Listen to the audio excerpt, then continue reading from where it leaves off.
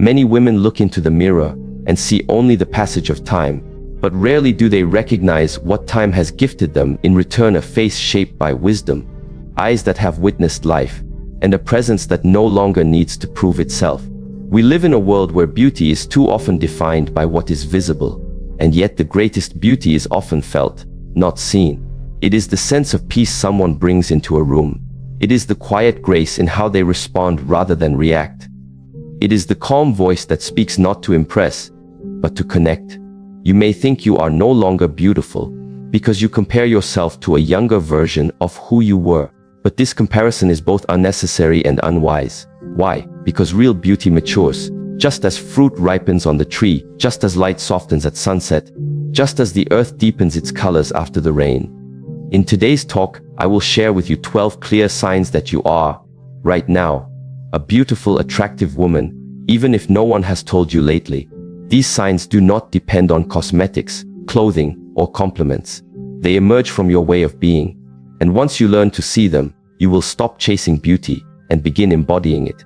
Let us begin, not by looking outward, but by turning inward, by pausing and listening. Because the truth is, you already are the woman you've been trying to become. Now we simply remove the layers that made you forget. Let us begin with stillness. In the quiet moments of life, early mornings when the world hasn't fully awakened, or evenings when the air is thick with silence, there is a beauty that arises, unforced. It doesn't seek attention. It doesn't require applause. It is simply there, breathing with you, radiating outwards like a calm pulse. This beauty, though not always seen with the eyes, is deeply felt by those around you. It is the beauty of inner stillness. Many women move through life unaware of the effect they have on others, not because they lack beauty, but because they do not understand the power of their own calm presence. Inner stillness is not passive. It is not withdrawal. It is the conscious decision to remain rooted in yourself, even as the world changes around you.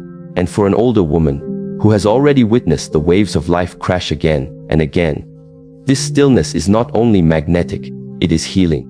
When you have walked through decades of living, there comes a point where you no longer need to speak to be understood.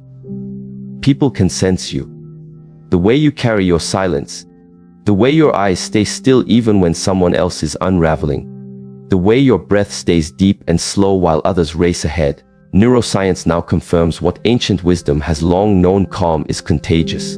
Your autonomic nervous system, responsible for regulating heart rate, digestion, and emotion, responds directly to the calm or chaos of another person's presence. This is called co-regulation.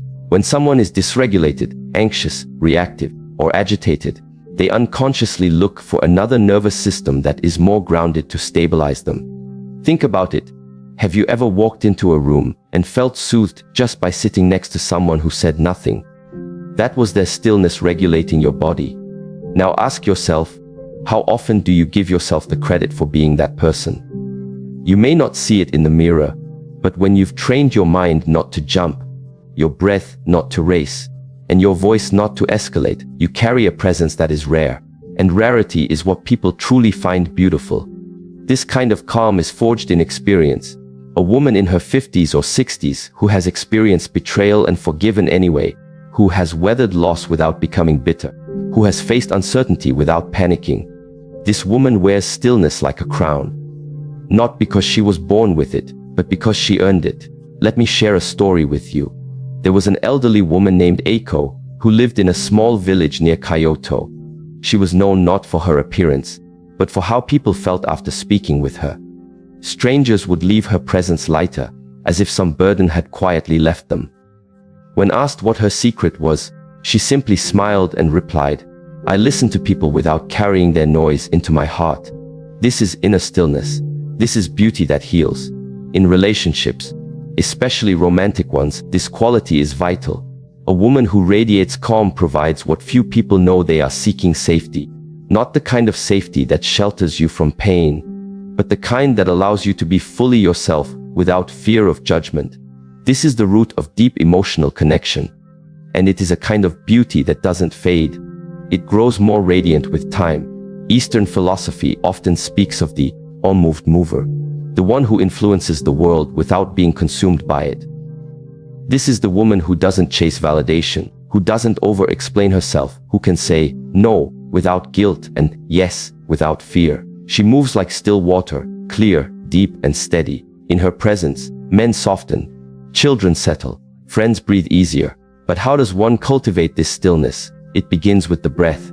Modern research in physiology shows that deep, diaphragmatic breathing, especially inhaling slowly through the nose and exhaling even more slowly through the mouth, activates the parasympathetic nervous system. This is the body's rest and restore mode. It slows the heart rate, lowers blood pressure, and most importantly, restores a sense of inner control. When you practice this kind of breathing daily, especially in response to stress, your body learns to hold peace as its natural state. Posture, too, plays a powerful role. An upright, open posture communicates confidence to the brain. Amy Cuddy's well-known study on power poses demonstrated that standing or sitting in expansive positions for even 2 minutes increased feelings of confidence and reduced stress hormones. Imagine, then, the lifelong effect of a woman who no longer slouches under the weight of life, but stands tall. Not because she's fighting the world, but because she's no longer afraid of it. This physical openness invites connection. It's not about beauty in the conventional sense.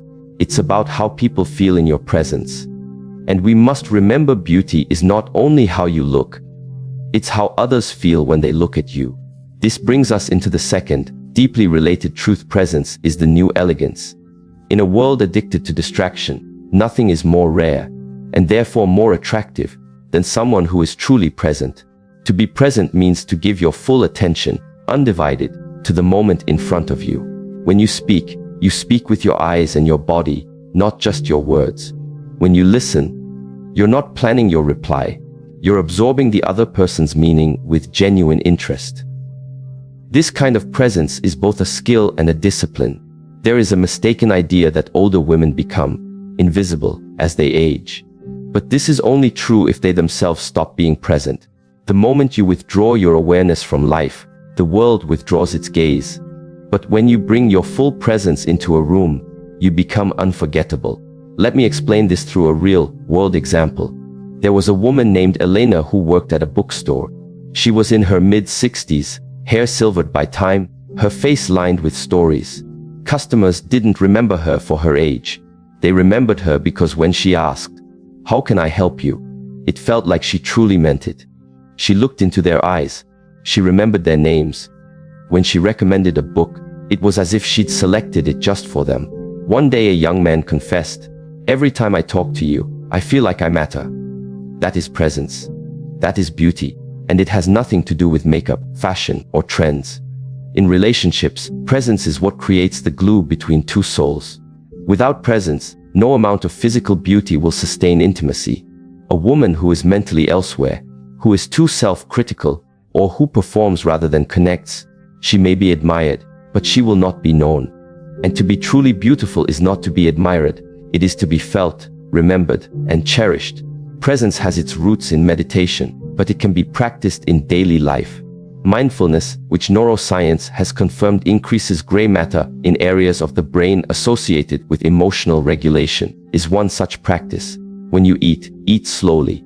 When you walk, notice each step. When someone speaks, look into their eyes, not your phone.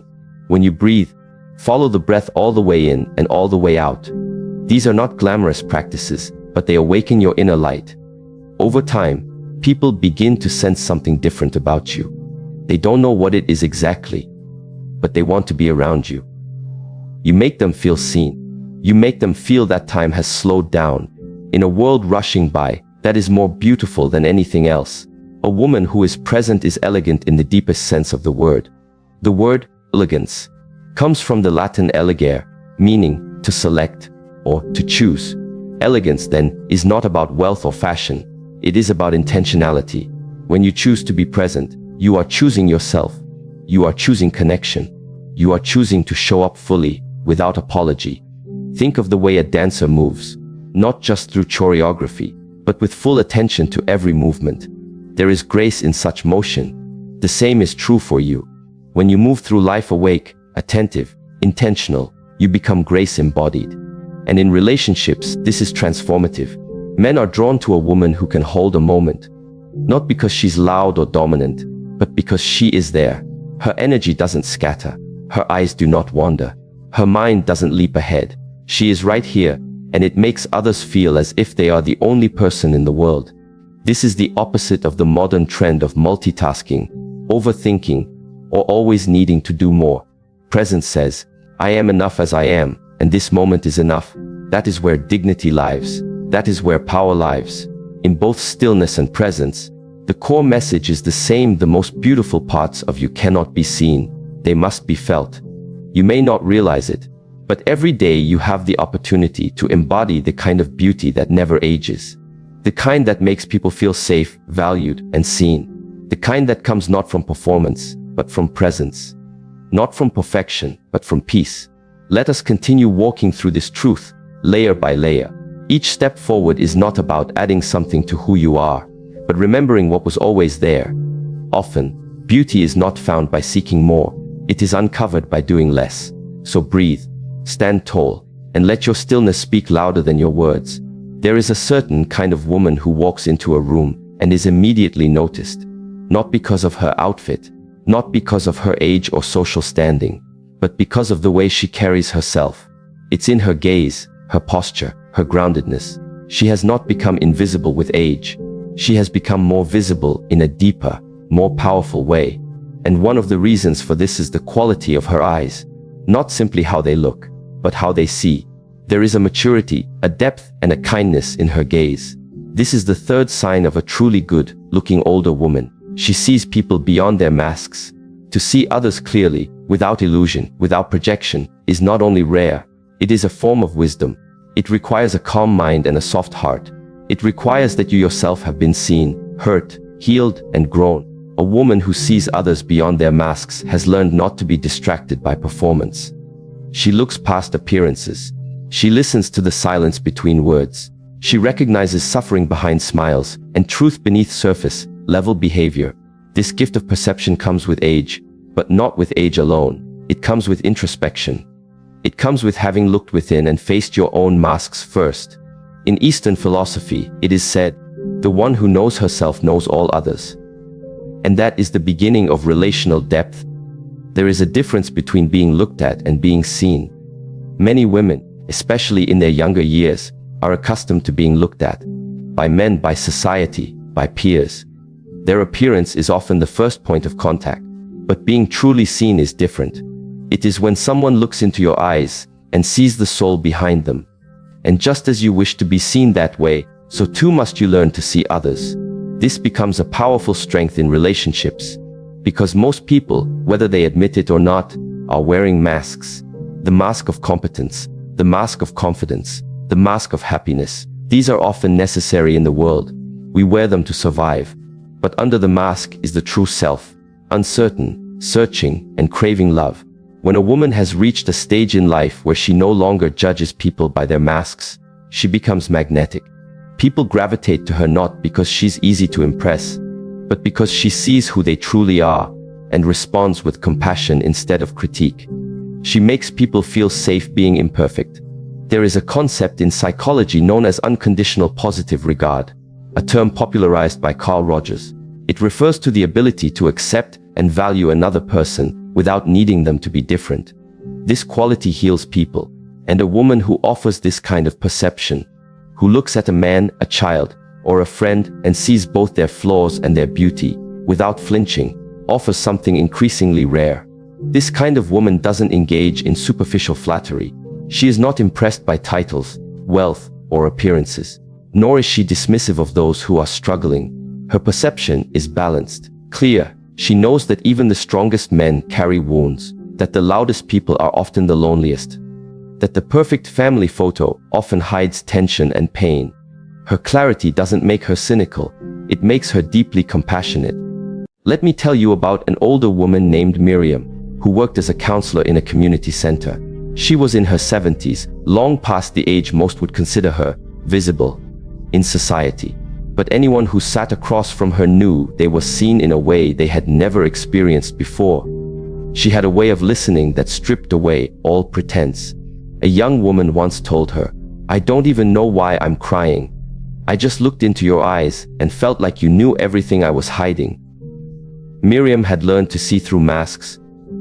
She had learned to look with her heart. In romantic relationships, this skill is transformative. Many men have never truly been seen. They have been needed, used, admired, or resented, but rarely seen. A woman who can look at a man and perceive the frightened boy inside the strong man, or the hopeful dreamer behind the stoic face, opens his heart without needing to force anything. She becomes not just a partner, but a mirror. And in her gaze, he sees the possibility of being loved not for his performance, but for his presence. This doesn't mean she tolerates disrespect or dishonesty. Quite the opposite. A woman who sees clearly is not easily deceived. She notices inconsistencies. She senses when words don't match energy. Her intuition is not based on paranoia. It is grounded in presence. She knows herself, and because of that, she can read others without needing to guess. From a neurological perspective, this kind of perception activates what are called mirror neurons in the brain. These neurons allow us to attune to the emotional state of another person. Women, in general, tend to have more active mirror neuron systems, which may explain their greater emotional sensitivity. But when combined with emotional maturity, this sensitivity becomes wisdom. It is no longer reactive. It becomes a quiet knowing. This quiet knowing affects how a woman communicates. She doesn't rush to correct or judge. She asks questions instead of making assumptions. She reflects before responding. And because she sees beyond the mask, she can respond to the need behind the behavior. Let's imagine a moment in a relationship. A man comes home irritated, short-tempered, distant. A younger, less experienced woman might immediately take offense. She might mirror his irritation or retreat in hurt. But a woman who sees beyond the mask pauses. She breathes. She observes. And instead of reacting, she says, "You seem like you had a heavy day. Do you want to talk about it now, or just sit together quietly?" This is not submission. It is strength. Emotional strength. Relational intelligence. She is not allowing herself to be mistreated. She is recognizing that behavior is often a surface expression of deeper emotion. And when she gives space for those deeper emotions to emerge, she transforms the dynamic without needing to control it. In this way, a woman becomes not only beautiful, but powerful. Her presence de-escalates tension, her clarity disarms defenses, and her willingness to see others as they are, not as they pretend to be, invites authenticity in return. There is also a spiritual dimension to this ability. In many Eastern traditions, the eyes are considered windows to the soul. The gaze of a meditator, a monk, or a deeply conscious person often carries a certain quality: stillness, awareness, and compassion. These are not traits that can be faked. They come from years of inner work, from having turned inward, faced one's own illusions, and emerged with deeper understanding. A woman who has walked this path may not wear a robe or sit in a monastery, but her eyes carry the same depth. She may be a grandmother, a mentor, or simply a quiet presence in the community. But when she looks at you, you feel known. You feel that she has lived not just years, but lives. In relationships, this becomes a gift. Men often seek peace but don't know how to find it. They seek understanding but don't know how to ask for it. When a woman can offer both, simply through her presence and perception, she becomes unforgettable. Not because she says the right words, but because she makes a man feel that he no longer needs to pretend. He can exhale. He can be human. This doesn't mean the relationship is without challenge. In fact, the woman who sees beyond masks will often trigger growth in those around her. Because when people feel truly seen, they can no longer hide behind their old roles. And this, though uncomfortable at first, is the beginning of transformation. Sometimes, being truly good looking is not about aesthetics at all. It's about the subtle ways you change the atmosphere of a room. It's about the kindness in your gaze, the patience in your tone, the clarity in your perception. And these things cannot be bought, injected, or filtered. They can only be cultivated through a life of reflection, honesty, and compassion. This cultivation requires that you also learn to see yourself beyond the mask. Because if you judge others by appearances, it is likely that you judge yourself the same way. If you only see your aging skin, your changing body, your perceived flaws, then that is what you will assume others see. But when you look at yourself with deeper eyes, with the eyes of compassion, of experience, of truth, You begin to see the real beauty that has emerged over time. And when you can see that, others will too. Let us go back to the story of Eiko, the elderly woman from the Japanese village. She once shared a proverb with a younger woman who was struggling with self-doubt. The mirror that reflects the most light is the one that has been polished over time, not the one that is new. The younger woman looked confused. Eiko smiled and explained, "Your soul is the mirror, and every trial, every lesson, every sorrow, it has polished you. Now you reflect more than just your face. You reflect your spirit. To see others beyond their masks, you must become that mirror. Not a mirror that judges or distorts, but one that reflects truth with gentleness. In this way, your very presence becomes a blessing. In relationships, you will notice something shift. You will attract not those who are looking to use or impress, but those who are seeking depth. You will repel drama, because your perception does not allow it to take root. You will connect not with someone's mask, but with their essence. And that kind of connection does not fade, it deepens. You may find that people seek you out, not to be fixed, but to be understood. You may become a source of wisdom in your community, a refuge in your family, a safe space in your relationship. And this is a kind of beauty that far exceeds the physical. Your value will not be measured by how many men turn their heads, but by how many hearts feel at peace in your presence. So, if you've ever doubted your beauty, because your face no longer looks the way it once did, remember this: the most powerful gaze is not one that demands attention. It is one that offers understanding. And when you look at someone, not to judge, not to compare, not to critique, but to understand, to connect, to see, you are offering one of the rarest gifts in the world. And in that moment, you are truly beautiful. There is a strength that cannot be faked. A kind of quiet power that is not loud, not aggressive, and not concerned with being validated. It is found in a woman who no longer wavers with every opinion, who no longer chases after attention or reacts to every disruption in her environment. Instead, she rests in herself. She is calm, self-possessed, present. To be self-possessed is to live in your body fully, to be grounded in your mind, and to be emotionally clear. It is not the absence of emotion, but the mastery of it. This woman is not cold, she is composed. She is not rigid, she is rooted. And this steadiness, this presence, is perhaps one of the most beautiful things about her. Because in a world full of noise and distraction, she is still. She knows who she is. And others feel this when she walks into a room. From the outside, this kind of woman may not demand attention, but she commands respect. People may not know why they look her way, but they feel something solid about her. There is no desperation in her energy, no neediness in her expression. And this absence of inner chaos creates a magnetic field that draws others closer, especially those who seek stability in a world of emotional storms.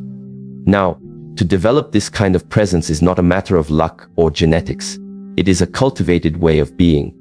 It is the result of years of inner practice, of lessons learned through conflict, disappointment, solitude, and stillness. A woman who is self-possessed has faced herself in the mirror, not just her reflection, but her reactions, her insecurities, her triggers. She has confronted them not with judgment, but with curiosity and courage. Eastern philosophy teaches that the goal is not to be unmoved, but to be undisturbed. This is an important distinction. Life will move you, grief, joy, love, loss. All of it will stir the heart. But when you are emotionally steady, you are not thrown off center by every wave. You learn to ride the waves without losing yourself in them. There is a term in neuroscience that supports this self-regulation. It is the capacity of the nervous system to maintain internal balance, even when the external environment is chaotic. A woman who breathes before she speaks, who pauses before she reacts, who listens before she responds, is showing high self-regulation. This is not just psychological, it is physiological. It is a nervous system that has learned to return to homeostasis. And such a nervous system does not just serve her, it serves every relationship she is in. Let us take a moment to reflect on this practically, within the context of romantic relationships. Imagine a man who has had a difficult day. The world has demanded more than he could give. He comes home with tension in his shoulders, shortness in his tone, and a mind that cannot yet relax. Now imagine he walks into a home where a woman meets him not with interrogation, nor with emotional volatility, but with presence. She is there, not absent, not indifferent, but present. She notices his energy, but does not absorb it. She offers space, not solutions. A warm meal, a soft gaze, and a simple question. Would you like to sit in silence or talk it out? This, to a man who has been fighting all day to be understood, is a sanctuary. Self-possession is not passive. It is profoundly active, but in subtle ways. It listens deeply. It observes without clinging. It responds rather than reacts. And this makes a woman incredibly attractive, not in the conventional sense, but in a deeper, lasting way. Because in her presence, others feel safe. Not coddled, but safe. Because her emotional weather is not constantly changing. She has become her own stable ground. There is a parable from Zen Buddhism about a woman who carried a cup of tea across a room without spilling a single drop, even as others around her stumbled, shouted, and collided. When asked how she remained so steady amidst the chaos, she said, "I keep my eyes on the cup, not the crowd." In life, the cup is your inner state, and self-possession means guarding that state, not from fear but from wisdom. Many women lose this connection with themselves through years of people pleasing, overgiving, and emotional reactivity. They learn to read the room but forget how to read themselves. They know how to keep the peace but not how to feel at peace. And slowly, they lose the center. They become fragmented, part mother, part wife, part friend, part caretaker, but not fully themselves. But the journey back to self-possession is not about abandoning these roles. It is about returning to the one who plays them. The self beneath the performance. When a woman begins to reclaim her emotional clarity, everything changes. She no longer apologizes for her boundaries. She no longer explains her intuition away. She no longer tries to be understood by everyone. Instead, she chooses to understand herself. And in doing so, she radiates something rare, inner authority. You can hear this in her voice. It does not strain. It does not shout. It does not shrink. It is steady, like the sound of water flowing over smooth stone. You can see it in her walk. She does not hurry to prove, nor does she slow to beg. Her steps are deliberate. Her eyes are soft but awake. Her energy is contained, not scattered. In a relationship, this changes the dynamics entirely. Instead of trying to fix her partner, she holds him accountable without losing her peace. Instead of losing herself in his moods, she remains anchored in her own. Instead of waiting to be chosen, she becomes the chooser of how she lives, how she loves, and how she is treated. This steadiness allows for true connection. Because in a healthy relationship, both partners must take responsibility for their own emotional energy. A self-possessed woman does not ask a man to make her happy, but she invites him into her happiness. She does not punish him with silence, but she sets clear limits when her peace is disturbed, and she does not fall into co-dependence. Instead, she co-creates a space where both can grow. Let me tell you a story of Sophia, a woman in her mid-60s. After 2 marriages, one marked by betrayal, the other by emotional distance, she decided to live alone. Not in bitterness, but in reflection. She spent years attending mindfulness retreats, learning Qigong, practicing breathwork, and journaling. Over time, she noticed something subtle but profound. Her reactions became slower, not delayed, but intentional. She no longer needed to defend herself in every conversation. She no longer needed to be right to feel worthy. She could listen to criticism without collapsing. She could express desire without fear. Eventually, she began dating again, and the man who entered her life, a widower named Thomas, was drawn not to her history, not to her appearance, but to her presence. "When I sit with you," he told her, "I feel like I can breathe, like I don't have to perform." This is what self-possession gives you. It gives others permission to drop the mask. It teaches them, by example, how to stay centered. And this is more seductive than anything the eyes can see. In terms of physiology, let's look at what is happening in the body. When a person is self-possessed, their breath is deeper and slower. This stimulates the parasympathetic nervous system, the system responsible for rest, digestion, and healing. Their posture is upright but not rigid. The spine aligns, allowing energy to flow. Their voice resonates from the diaphragm, not the throat, conveying calm authority. These are signals of safety, not just to others, but to the body itself. Now compare this to someone who is anxious or emotionally reactive. The breath becomes shallow, the shoulders rise, the eyes dart, The nervous system moves into fight or flight. Communication becomes reactive. Connection becomes strained. The self-possessed woman understands this. She trains her body to return to balance. She breathes before conflict. She grounds herself before making decisions. She uses her body as an instrument of presence. This is not about perfection. There will still be moments of overwhelm, of sadness, of anger. But the difference is how she holds these emotions. She does not drown in them. She observes them. She moves with them. And then she lets them go. Relationships become a place of growth, not just of escape. Because two emotionally steady people can face life's challenges as a team. They can navigate differences without emotional blackmail. They can be triggered without being cruel. They can disappoint each other without destroying each other. And they can love without possession. There is a phrase in the Tao Te Ching, "He who conquers others is strong. He who conquers himself is mighty." The woman who has conquered her reactivity, her fear of abandonment, her hunger for validation, she is mighty. And this mightiness does not look like dominance. It looks like peace. Peace, as it turns out, is deeply attractive. In a culture that glorifies chaos, drama, and passion that burns fast and dies faster, peace is revolutionary. It is not boring. It is the foundation of lasting love. The woman who is calm inside draws in men who are ready, not for games, but for depth. And the most beautiful part, self-possession is not something that fades with age. In fact, it often strengthens.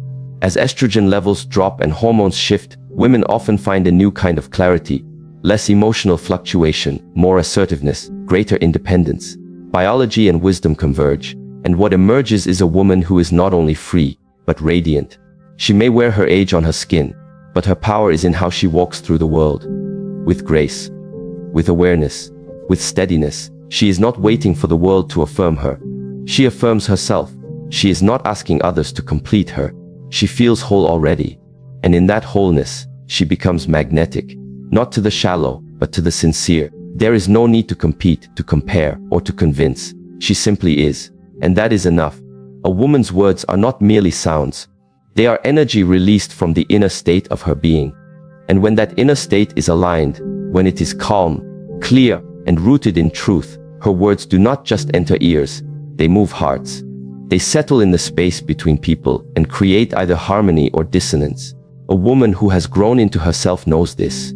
She speaks not to fill silence, but to create understanding. Not to impress, but to connect. And that is why her words carry weight. They do not echo the noise of the world. They echo the wisdom of experience. Such a woman has nothing to prove when she speaks. She does not decorate her speech with empty performance. She is not swayed by the need for applause. Instead, she uses language like a sculptor uses clay, carefully, intentionally, and with reverence for the shape she is forming in the other. Because she understands the sacredness of communication. It is not just talking, it is transmitting presence. And this presence, when it is grounded in alignment, becomes unforgettable. There is an ancient Taoist principle that says, the wise do not speak much, but when they do, they speak with clarity. This clarity does not come from reading books or memorizing quotes. It arises from a disciplined inner life. A woman aligned with her inner truth has a different tone. Her voice vibrates differently. You can feel it even when she says something simple. There's no trembling underneath, no hidden desperation, no manipulation, only truth and grace. Now consider what it means to be in alignment.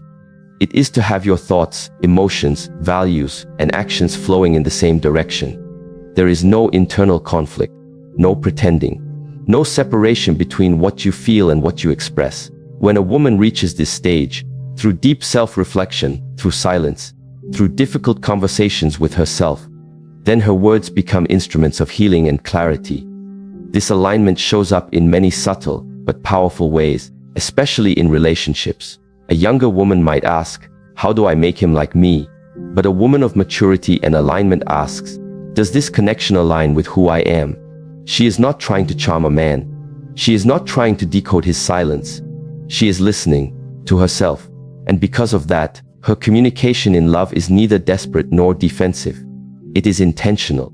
Imagine a situation in a romantic relationship where conflict has arisen. Words are tense, emotions high. A younger version of herself might have gone silent, or exploded, or tried to control the situation through blame. But this woman pauses. She breathes. She waits for the storm within to pass. Then she speaks, not to win, but to clarify. When you did this, she says, I felt unheard. And that matters to me, because mutual respect is one of my values. There is no accusation. There is no victimhood. There is ownership. This is the power of aligned speech. It does not create enemies. It invites understanding, and it models emotional maturity. Neuroscience confirms that the way we speak impacts the nervous system of those around us.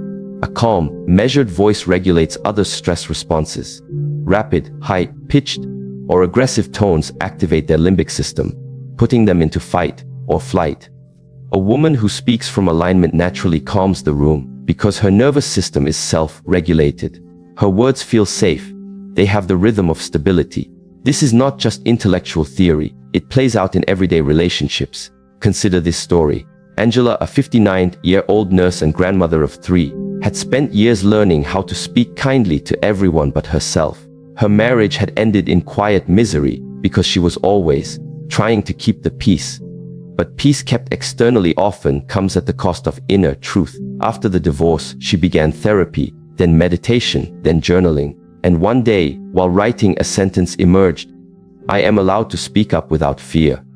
That sentence changed everything. She began practicing small moments of speaking with alignment.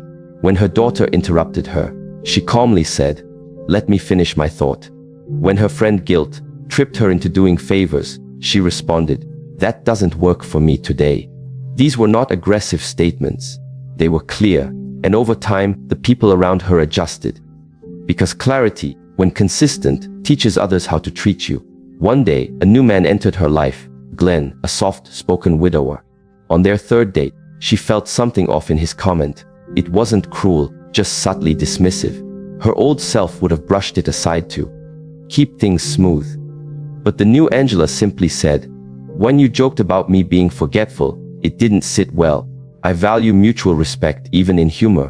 Glenn apologized sincerely and never made such a comment again.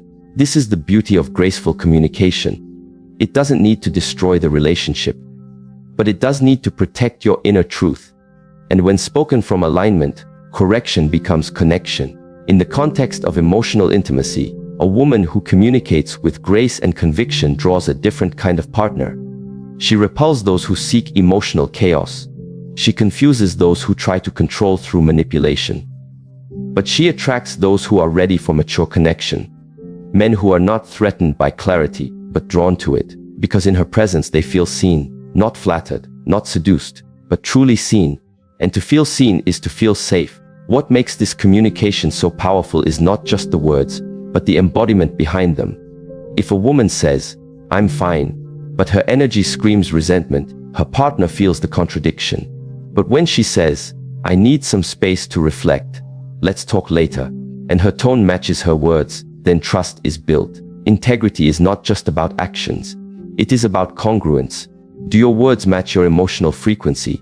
To cultivate this level of grace and conviction, one must engage in what Eastern practices call inner refinement. Not changing who you are, but clarifying the lens through which you see the world. Breathing exercises, such as deep diaphragmatic breathing, help slow down the reactive mind and access the centered self. Mindfulness practices allow the woman to observe her thoughts before they become speech. And gentle movement, like Tai Chi or Qigong, anchors her awareness in the body, so that her communication emerges from wholeness, not fragmentation. The more a woman connects to this grounded state, the less she needs to explain herself repeatedly. Her boundaries are clear not because they are loudly stated, but because they are energetically consistent. Her yes means yes. Her no means no, and there is no guilt in either. Relationships become simpler, not easy, but clean, because there is less confusion, less hidden resentment, less performing, more honesty, more attunement, more mutual respect. There's an old saying, soft words spoken with conviction are stronger than loud declarations shouted in fear. And this is what makes the mature, aligned woman unforgettable. Her softness is not weakness. It is strength under control. It is the velvet glove over the iron hand, not to hurt, but to hold with precision. We must also understand that conviction is not rigidity. A woman of conviction is not close-minded. She listens deeply. She allows others to speak, But when it is her turn, she does not hedge or water down her truth. She says what needs to be said even if her voice shakes. Because her allegiance is not to comfort. It is to clarity. And from that clarity, real intimacy can grow. Think of how rare this quality is in today's world, where communication is often reactive, impulsive, and performative. A woman who pauses before speaking, who weighs her words as if they matter, because they do, is a breath of fresh air. She does not gossip. She does not dramatize. She does not emotionally dump. She expresses. She reveals. And she listens just as skillfully as she speaks. And yes, her beauty shines differently. It is not in the contour of her lips or the cut of her dress. It is in the energy she holds when she opens her mouth. In how others feel when she speaks into silence. There is a weight, not heaviness, but depth. This kind of speech is healing. It reminds others that truth can be spoken without violence, that boundaries can be set without cruelty, that desires can be voiced without fear. In romantic relationships, this becomes the foundation for long-lasting emotional intimacy. Because when a man hears a woman speak with both grace and conviction, something awakens in him. It is a call to presence, a call to respect, a call to step into his own alignment. And if he is ready, he will rise, not because she demanded it, but because her clarity called it forth. This is what real influence looks like. Not manipulation, not seduction, but alignment. And when a woman lives in this way, her words leave a residue. Long after the conversation ends, people remember how they felt in her presence. Not overwhelmed, not judged, but awakened. And that is the mark of a woman who has mastered her inner world. She no longer speaks to control outcomes. She speaks because the truth deserves to be heard. She no longer fears rejection because she has already accepted herself. And she no longer fights to be understood because she has become her own understanding. In this state, even silence becomes powerful because it is not passive, it is spacious. She knows when to speak, and she knows when to let her stillness speak for her. This is the art of feminine maturity, not in age but in essence, not in voice alone, but in vibration. And when that vibration is rooted in grace and conviction, her beauty becomes timeless. Not because others say so, but because her very presence confirms it. Presence is a kind of beauty that cannot be seen with the eyes, yet everyone feels it. It does not need to enter the room. It is the room. When a woman is present, truly present, she brings with her a stillness that changes the atmosphere. People feel safe around her. Not because she says much, but because when she listens, they know they matter. When she looks at them, they feel remembered. And when she speaks, they feel witnessed, not judged, not analyzed, but seen with clear eyes and an open heart. This quality, presence, is not achieved through makeup, fashion, or age-defying routines. It cannot be forced or mimicked. It is not found on the surface, but cultivated in silence, reflection, and the deep understanding of oneself. And for a woman who has walked through the storms of life, who has suffered and softened, who has surrendered and stood again, this kind of presence becomes her quiet crown. In Eastern philosophy, it is said that the mind of the sage is like a mirror. It reflects clearly but does not hold on. Presence is this mirror. A woman in presence reflects the truth of those around her, but she does not absorb their confusion. She sees clearly, and this clarity, when mixed with compassion, becomes magnetic. Think of the last time someone gave you their full attention, not the distracted nodding of politeness, but undivided presence. No phone glancing, no interrupting, just openness. You likely felt more relaxed, more accepted, more willing to share. Why? Because the nervous system responds to genuine presence. When someone is present with us, our breathing slows, our guard drops, the body begins to trust. In a world where everyone is rushed, being deeply attentive is a radical act of love. And a good-looking older woman, not in the conventional sense but in the holistic, dignified, radiant sense, understands that beauty is not in the performance of perfection, but in the offering of presence. When she meets someone, she is not scanning for flaws or seeking to impress. She is simply there, fully, and that alone makes her unforgettable. Presence is deeply tied to the nervous system. It cannot be faked for long. If your mind is agitated, if your breath is shallow, if your heart is guarded, people feel it, even if they don't know how to name it. But when your body is relaxed, your breathing anchored, your mind clear, then you become like a warm fire in winter. people instinctively draw near, not because you entertain them, but because you offer them a space to rest. There is a woman I once met who embodied this so naturally. Her name was Lena. She was in her early 60s, silver-haired, dressed simply in linen and earth tones. Nothing flashy, but when she looked at you, it was as if you had entered a sacred temple. She asked simple questions. How are you? Truly. And then she listened, silently, without rushing your answer. She didn't interrupt. She didn't project her own stories onto yours. She allowed you to unfold, and in her presence, even the most hardened hearts opened. What gave her this quality was not technique. It was the absence of noise in her. She had emptied herself of the need to be interesting. She was instead deeply interested in the person, in the moment, in the truth. This shift, from self-centeredness to selfless attention, is the essence of presence, and it is both powerful and rare. In romantic relationships, presence is even more significant, because intimacy does not grow through words alone, but through attunement. A woman who is present notices when her partner is distant. She feels when something is off, not because she is suspicious, but because she is aware. She doesn't guess. She observes. She asks, "You seem quiet today. What's going on beneath the surface?" These questions, when asked without pressure, open doors. But it's not just about emotional checking in. Presence is how she listens when he speaks of his day. It's how she places her hand on his shoulder and doesn't rush to remove it. It's how she pauses before responding, letting silence breathe between words. This kind of listening is a gift. In a world full of noise, presence is a sanctuary. And the man who experiences it often says afterward, "With her, I can finally exhale." This does not mean that the woman is perfect or always serene. It means she has trained herself to return. Return to the moment, return to the body, return to breath. It is not about never getting distracted, but about noticing when you've left and gently coming back. In Taoist and Zen traditions, there is a practice known as returning to the breath. Whenever the mind wanders, the practitioner does not judge themselves. They simply notice and return. This habit, over time, creates a grounded presence that becomes part of their being, not just in meditation, but in conversation, in conflict, in love. There's a profound story of a widow named Farah who, after losing her husband of 30 years, spent several months in solitude. Not to escape the world, but to return to herself. Every morning, she would sit in her garden, breathing, watching birds, letting her tears rise and fall without suppression. After a year, she emerged, not hardened, but softened by grief. And when she spoke, even strangers listened. One day, at a community gathering, a young woman was ranting loudly about her breakup. People dismissed her as dramatic.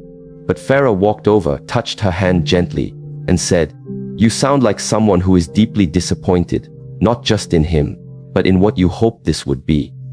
The young woman began to cry, not because she was insulted, but because she finally felt seen. That is the power of presence. It cuts through performance and touches the soul. From a psychological perspective, presence is tied to secure attachment. When we grow up with caregivers who were emotionally available, we internalize the feeling of being seen and valued. But many grow up without that, and so, when a woman becomes present with them in adulthood, it fills a hole they didn't know existed. It rewires them. It teaches them, you are not invisible. In romantic relationships, this is transformative. A woman who is present creates space for emotional safety. And when a man feels safe, he reveals, not just facts but his feelings, his wounds, his dreams. But this can only happen if the woman listens without trying to fix or change him.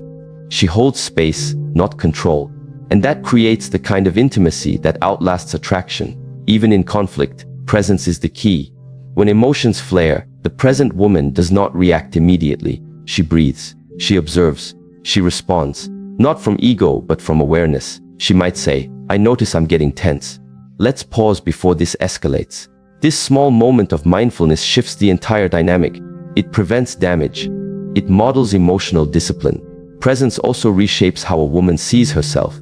When she practices being present, she stops over-identifying with thoughts like, "I'm not enough," or "I'm too old," or "I've missed my chance."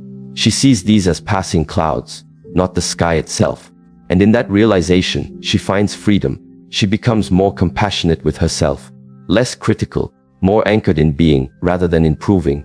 And yes, this internal shift changes how she is perceived, because presence is magnetic. When she walks into a room, people may not know why they turn toward her, but something in them recognizes stillness, not emptiness, but fullness of being. She is not loud, but she is unmistakably here. This presence does not demand attention, it invites it. And in romantic settings, that invitation is profound, because true intimacy requires presence, not just physical closeness, but emotional attunement. To sit across from someone, eyes relaxed, body open, mind unscattered, that is a form of love in itself, and it is also healing. Many people carry invisible wounds from not being heard, not being valued, not being truly seen. When a woman meets them with full presence, it can be the beginning of repair. As Thich Nhat Hanh once said, "The most precious gift we can offer anyone is our attention." When mindfulness embraces those we love, they will bloom like flowers. A woman who has cultivated this does not chase. She attracts, not through effort, but through being. She doesn't need to dominate a conversation to be remembered. Her calm curiosity is more alluring than forceful charm. Her silence is more powerful than shallow words. And her presence is not just for others. It is how she cares for herself. She eats slowly. She walks attentively. She washes her face like a ceremony, not a chore. Because she is with herself, moment by moment. And this relationship, with her own aliveness, is what makes her deeply beautiful. It is not the absence of aging, but the presence of being that radiates through her skin. When you look at her, you don't just see her face, you feel her energy. And it tells a story of wisdom earned, of peace chosen, of presence embodied. In this way, she becomes a teacher, not through lectures but through example. Others want to slow down around her, to listen, to open. Because in her presence, they remember what it means to come home, to themselves, to the moment, to the truth. And this, ultimately, is the rarest and most radiant form of beauty. Not manufactured but revealed, not projected but offered, not demanded but quietly powerful. The beauty of presence, the gift of full attention. The quiet transformation of a woman who knows that to be deeply here is the most attractive thing she could ever become. So, what does it truly mean to be a good-looking older woman? It is not found in the mirror's reflection, but in the quality of your presence. It is not measured by the absence of wrinkles, but by the depth of your compassion. It is not maintained by the fear of aging, but revealed through the grace with which you walk through time. You see, true beauty cannot be chased. It emerges, like the moon, quietly, without asking for applause. It is cultivated in silence, tested in solitude, and expressed in the way you love, the way you listen, the way you stand alone without shrinking, and connect deeply without losing yourself. A woman becomes deeply attractive not because she avoids pain, but because she has integrated it. She has transmuted hardship into humility. She does not need to control others to feel worthy. She commands respect simply by being fully herself. In the sacred teachings of the East, it is said, "The soft overcomes the hard." A gentle river, over time, carves through mountains. In the same way, your warmth, your steadiness, your awareness, they shape the world around you far more than intensity or noise ever could. To the woman listening now who wonders if she is still seen, still valuable, still radiant, I say this: the world does not need more perfect women. It needs more present ones, more wise ones, more women who walk slowly but with purpose, who look people in the eye, who know how to forgive but also how to walk away, who create peace, first within and then without. You are not in competition with youth. You are in collaboration with time. And time has given you gifts that cannot be bought: discernment, patience, depth, and truth. Your beauty is not fading. It is changing form. So carry yourself not as someone chasing approval, but as someone honoring her own becoming. Because when you know who you are, when you live with intention and dignity, when your actions match your values, you become unmistakably beautiful. Not everyone will understand you. Not everyone will be ready to meet you where you stand. That is not your burden. Your task is not to be seen by everyone, but to see yourself clearly. And when you do, something extraordinary happens. You stop seeking love and start creating it. You stop waiting for validation and begin embodying value. You stop asking, "Am I beautiful?" and begin answering with your life, "Yes, I am," deeply, quietly, unforgettably. Let your presence speak before your words do. Let your silence calm the noise. Let your truth, grounded and gentle, be the light others didn't even know they were looking for. You are not invisible. You are undeniable. And in your stillness, you're in strength, in your sacred slowness, you are the embodiment of beauty that only time can reveal.